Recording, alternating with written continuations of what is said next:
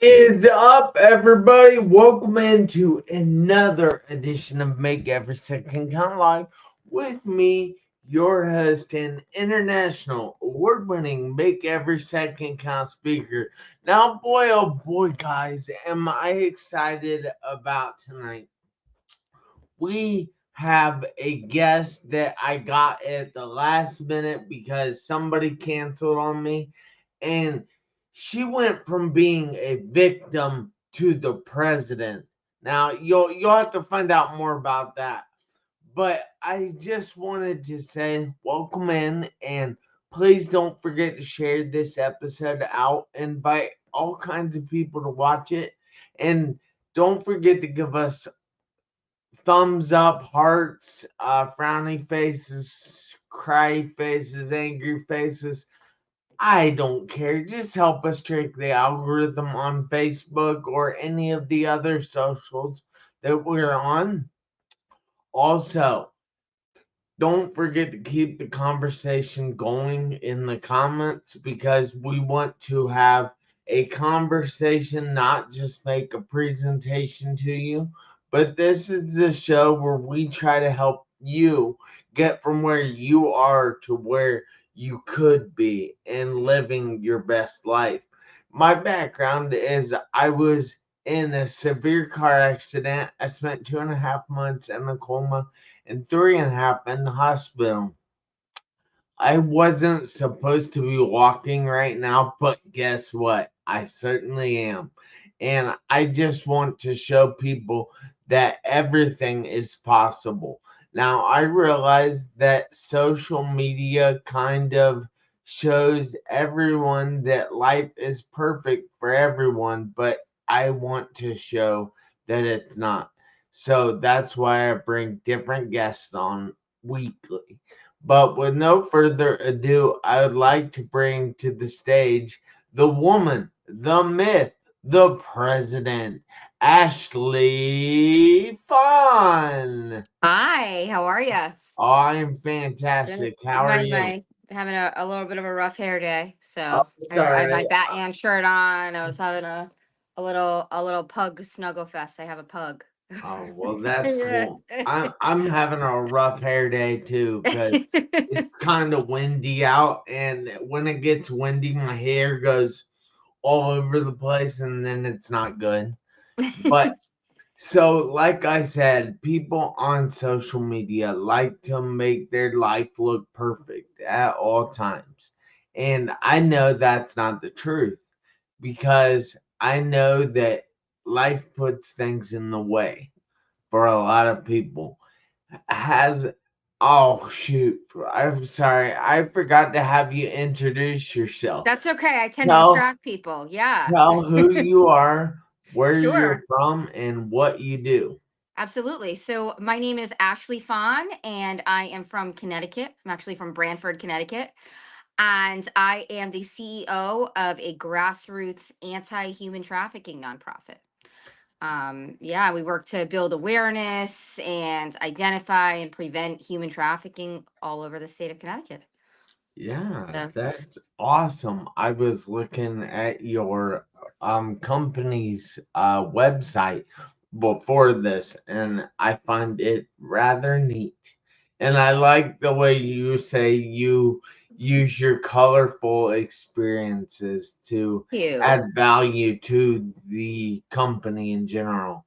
But so I know that life throws things in the way.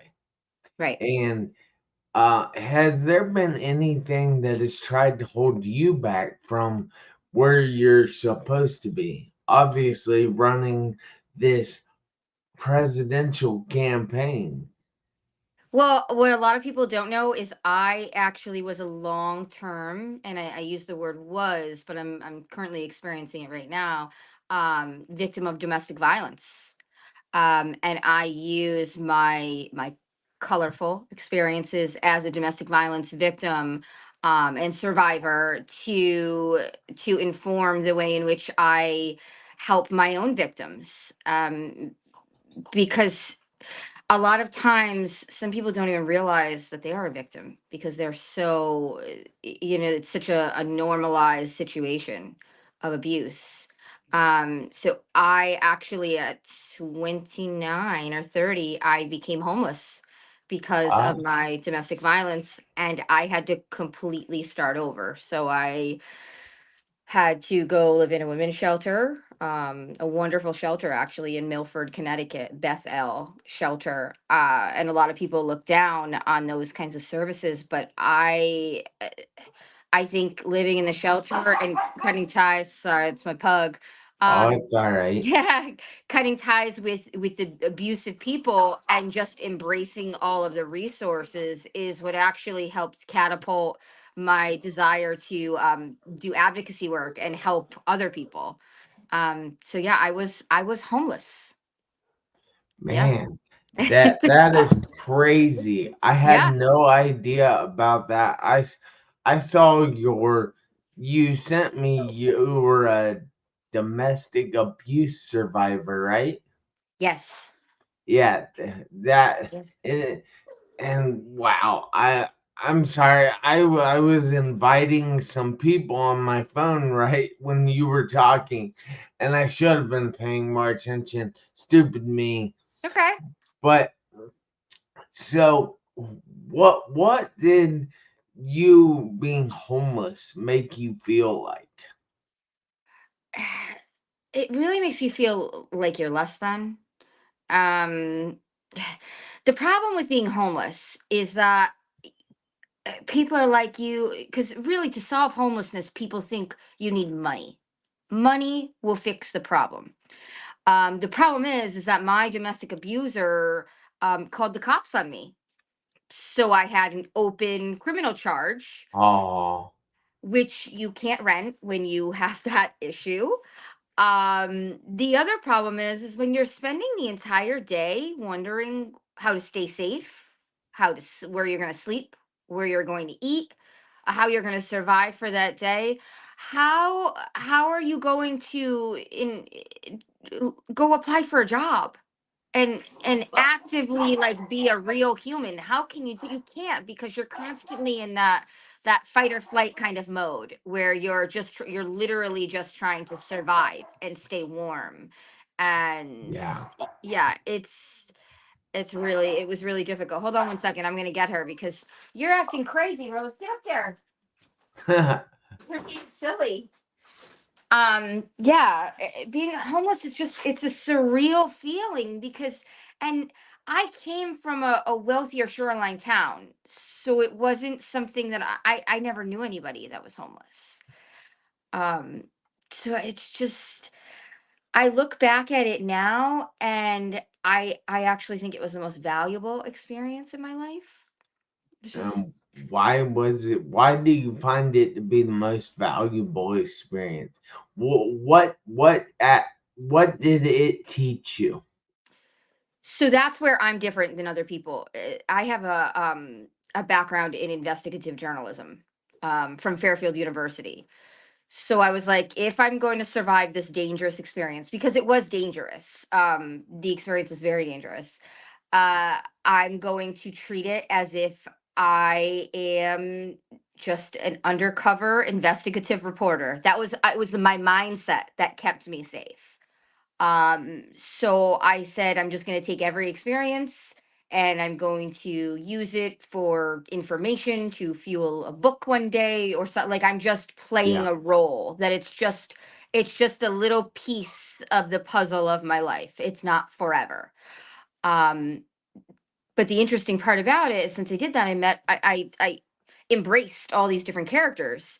So during this period of homelessness, my father paid for me to stay in like weekly hotels, somewhere in Brantford, somewhere in East Haven. I think I stayed in one in maybe Bridgeport or Stratford. And I had no idea there was sex trafficking. I mean, I was so naive. But at this time, there was a lot of sex trafficking on a website, because this was like 2014, on a website called Backpage.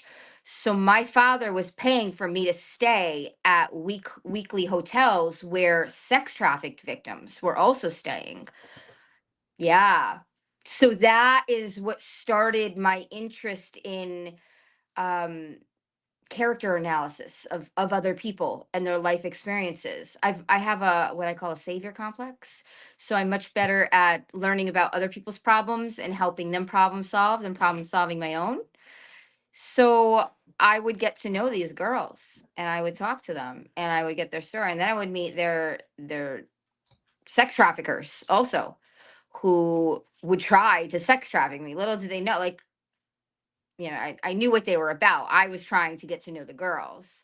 And it opens up this whole level of empathy for sex traffic victims that I didn't know that I could have. And I think it was kind of living amongst them that really helped me learn, their struggle. Wow, Yeah. that's interesting. So, how did your background in investigative journaling help you out in that circumstance? It's a great question. Um, I really think it helps me be objective and optimistic and compartmentalize the horrific experience that I was experiencing because I was homeless. I was cold. It Yeah. was bad. I mean, I say I stayed in hotels, but there were periods of time where I didn't. Where I had to ride the bus to stay warm, where I had to like brush my teeth in the library, where I had to go find soup kitchens. Oh, it was I think it the journalism gave me a purpose and it also helped me be resourceful. So investigative journalists are very very resourceful. So um when you need something, for example, or there's like a law or somebody is not following a rule, journalism really helps you just put that out there and say, no, no, no, you're supposed to do it this way. Sometimes it would get me in trouble. I've learned to kind of keep my mouth shut and not always point out exactly how things are supposed to be. But if I was being discriminated against for some reason, I was able to quote that law. And if I wasn't getting resources in the way in which they were stated within a website, I would also point that out. So I think it helps me. I don't know, the journalism I think helped me survive. Well, that's good. I'm Yeah. glad you survived it. So, do you find that the times where you were homeless taught you resilience, or did it harden you up and make you kind of resentful? Wow, that's a wonderful question. So I'm gonna say both. Okay, so I was very resilient, very because you have to be like just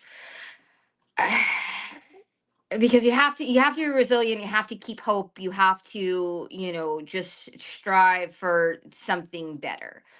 But there were so many struggles, like there were so many barriers that there were days that I was angry. I'm like, this is not right. So I'll give you an example. I reached out to lots of at that now you gotta remember this was 20 my period of homelessness was 2014 to like through 2015. So there were not as many resources as they are now for DV Yeah. victims. Thank God we've come a really, really long way All for right, domestic and violence. just to Yeah. stop there for a second, um, like instead of saying DV, Yeah. can you explain that? So, I mean, I know what it means, but I don't know that other people know what it Sure. means. Yeah. So it's domestic violence. At that time, I had experienced severe physical violence. So I was a long Ooh, term victim of strangulation,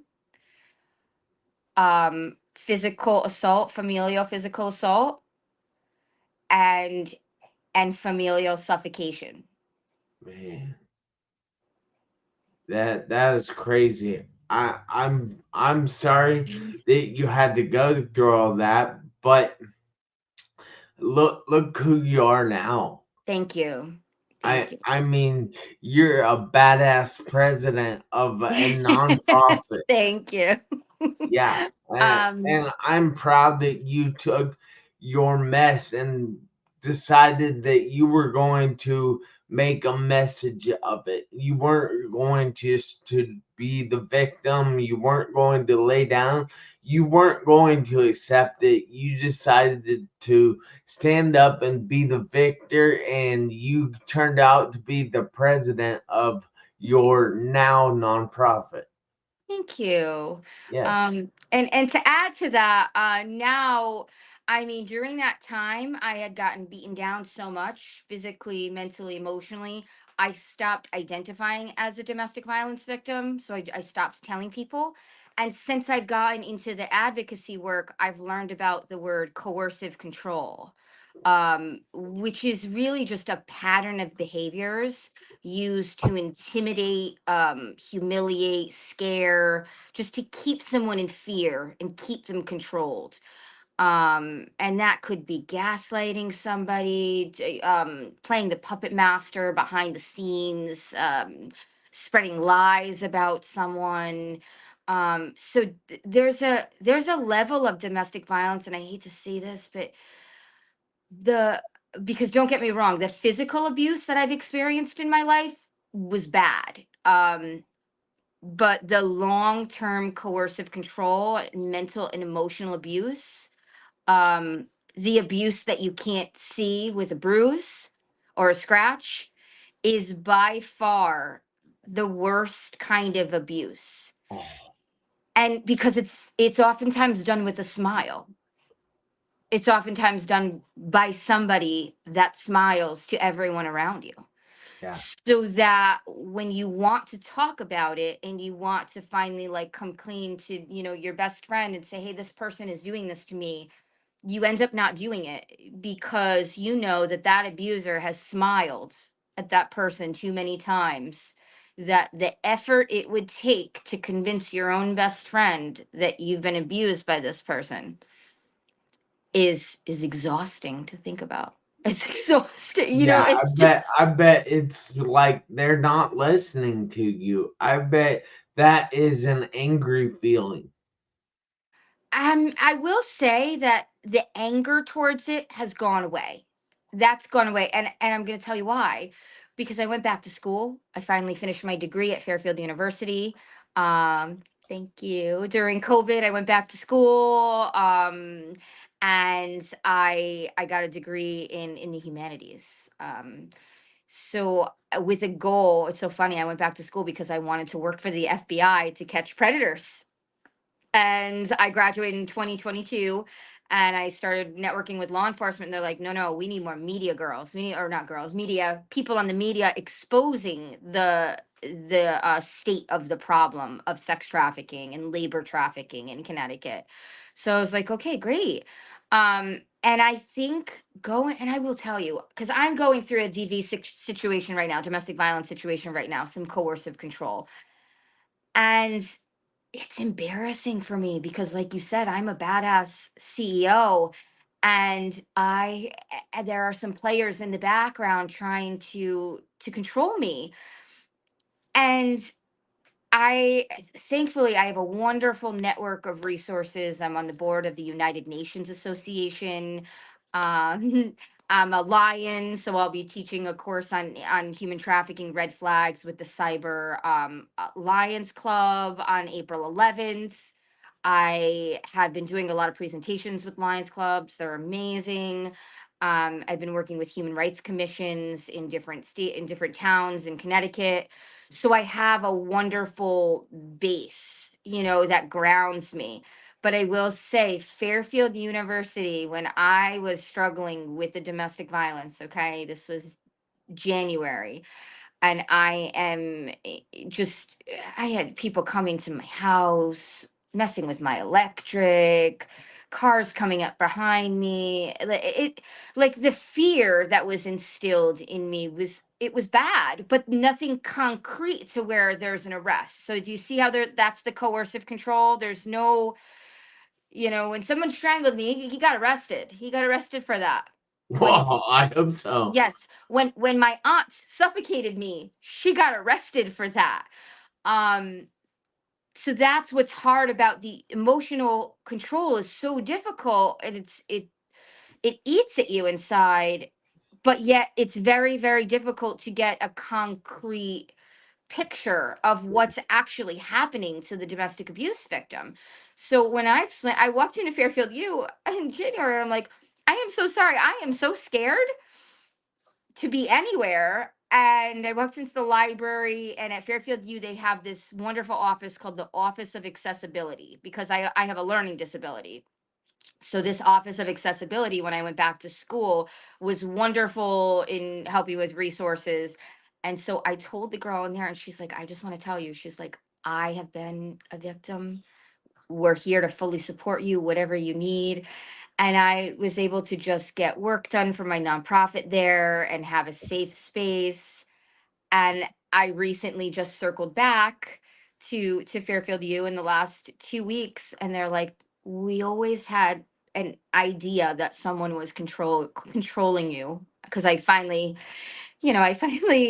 told them who it was, and they're like, welcome home, we're here for you. So it's like that's That's really, so good. yeah, that it was a great feeling, because when you are in that domestic abuse situation, you're so overwhelmed with being abused and manipulated behind the scenes that it is exhausting to start the story from the beginning. Hmm, Exhausting. yeah, So to circle back to a safe space that you just talk without judgment. That is the best advice I can give to any domestic violence victims or sex traffic victims. Anyone struggling with control, somebody controlling them, because that's what it comes down to is power and control. yeah. So That makes a lot of sense. So, how exactly, like, all right, let's say somebody is going through something like this at the moment. They're thinking, "Hey, I can relate to that. That seems a lot like my relationship." How can what is the first step that people need to take in order to get out of that situation? Because just leaving that person isn't necessarily going to help, if I'm understanding correctly. you are. Leaving is the most dangerous. Leaving is the most dangerous. Outing the abuser is the most dangerous. And I'm dealing with that right now. When an abuser knows that they've been outed, it's rough. And I've experienced this all too many times. So I can give you, this is the best advice I can give you. Do it slow. And it's almost like you're trying to write a peace treaty. You write a peace treaty as you're walking out, so you do it slowly. So like real basic things, like I would start by reaching out to I believe it's called the Connecticut Coalition Against Domestic Violence. They have a text hotline. You would want to make sure you do it on a safe phone. If your abuser is controlling your phone or your comm, you want to make sure that you have a separate phone. So that's really important. um just start the reach outs that way. Start getting involved in your community. So that's what I did. With the control I'm dealing with now over the past few years, I'm like, okay, what's the best way to combat this power and control? Go make other connections, other community connections, so that you have people to talk to. So I joined a wonderful church, Living Rock Church. If anybody is local, Killingworth, Living Rock Church is amazing. Great support system for domestic violence victims, actually, and victims of sexual assault. They're amazing for that. Um, Church is great. Community groups. I belong to an acting improv troupe course. Ooh, Yeah. she's an improver. I'm an improver. I sure am. Yeah, I'm quick on my feet. Journalists have to be. You got to be. Yeah. So I Legacy Theater in Brantford, amazing improv course. It just ended, but our troupe is going to keep going, and I think I'm going to take another acting class this spring. So go get hobbies. Go get hobbies. Go get hobbies. Go That start. that's a new one. I don't believe anybody else has said that on here. Go get hobbies, because that's going to get your core network, and it's a consistent thing, so they're going to see you every Saturday, so they're going to know if something's a little off. At least it's a safe space. Says, hey, Ashley, you okay this week? Everything okay? Whereas if you just call the cops one time, like, somebody's trying to control me. That's, I hate cops are not social workers, and I work with law enforcement all the time, and let me tell you, they have come a long way with domestic violence victims. Yeah. Law enforcement is doing a very, very good job. Their training is better, their empathy is better. I mean, particularly in my hometown, it's astronomical from where it was before in Branford. And then I live in North Haven right now, North Haven, Connecticut.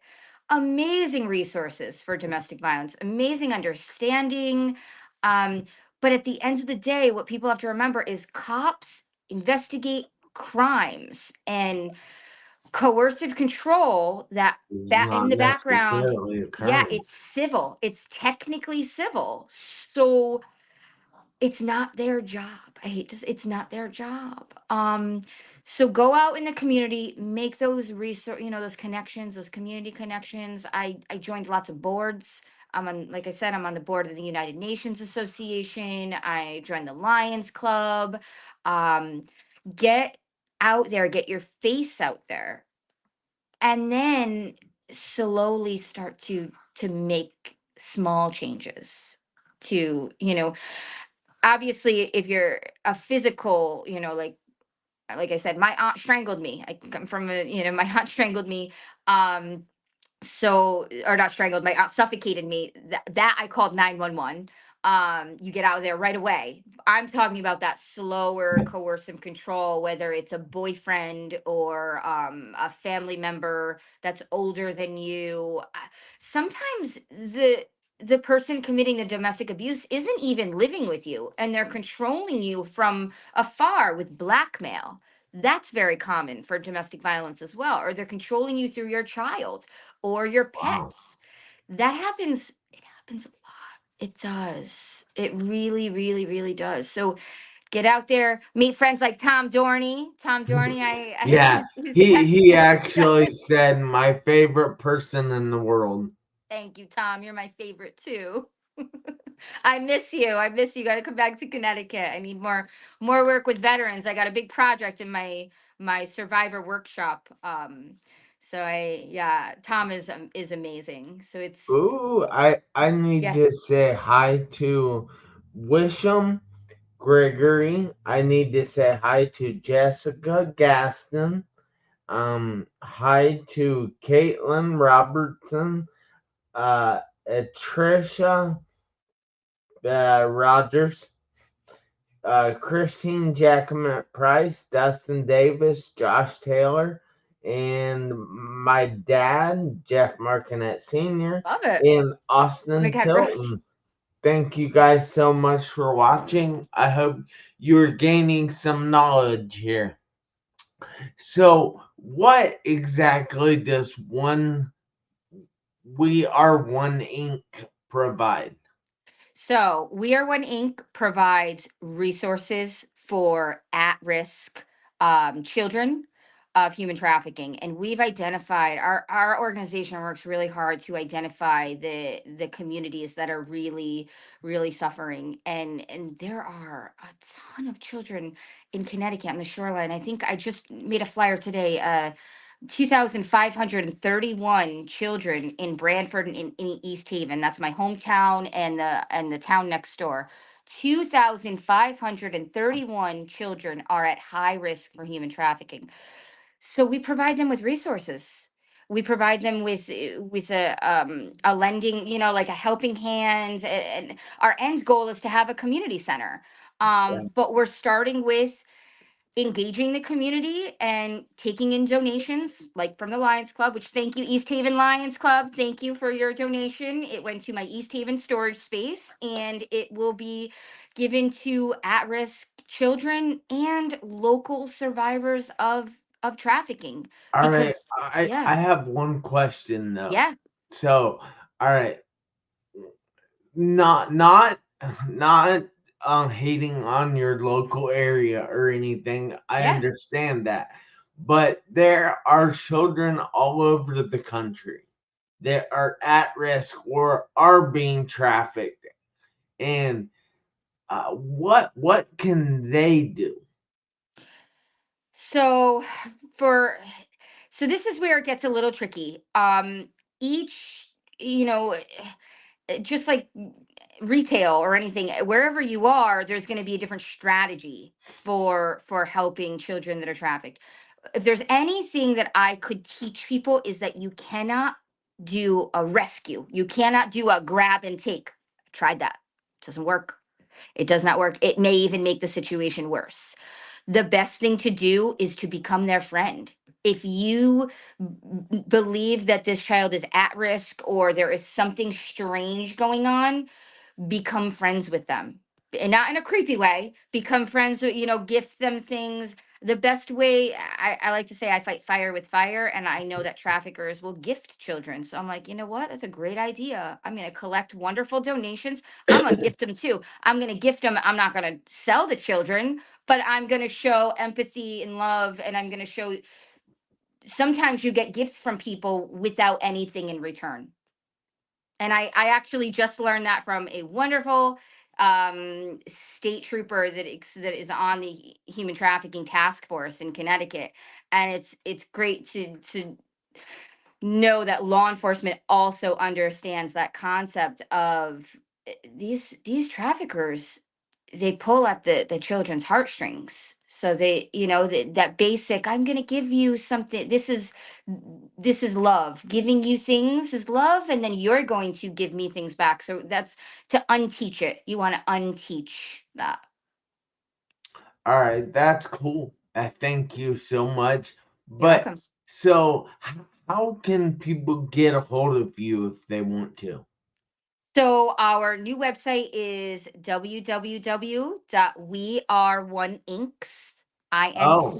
I www.weareoneincs.com. didn't see that one. That's I okay. got this one, That's thegreatgive.org. that's a But great one. That's our Great Give website from last year. We'll be updating it. We just did a new website, www.weareoneincs.com. And my wonderful team, I have a social justice women's team from the University of Albany. Tori and Kaden helped update the website. So thank you. It's wonderful. So they do a great job. Um, yeah, and you could always email me directly. It's wait, hold on one Yeah, second. yeah. What was the new website? www.weare1 or we are ONE? ONE All right, and then incs.org. .com. Ooh, I wow, know. Apparently that's fancy. I don't know. My graphic designer got it for me. wow. It's How did we get that .com? I don't know. I don't know either. I don't know. I I got my have. 501c3 in 6 weeks. Apparently that's really impressive too. Oh, I wow. don't know. The IRS must really like me. I don't know. Yes, that's it. That's cool. But you guys can check her out on her new website. We are one ONE, not the number one. INCS, which is inks with a C, Yep. inks with a C, and then .com, and you can definitely hit her up that way. And I believe she was giving her email. Email. So my email is weare1inc 2022 @gmail.com. Yes. 2022. 2022. That's right.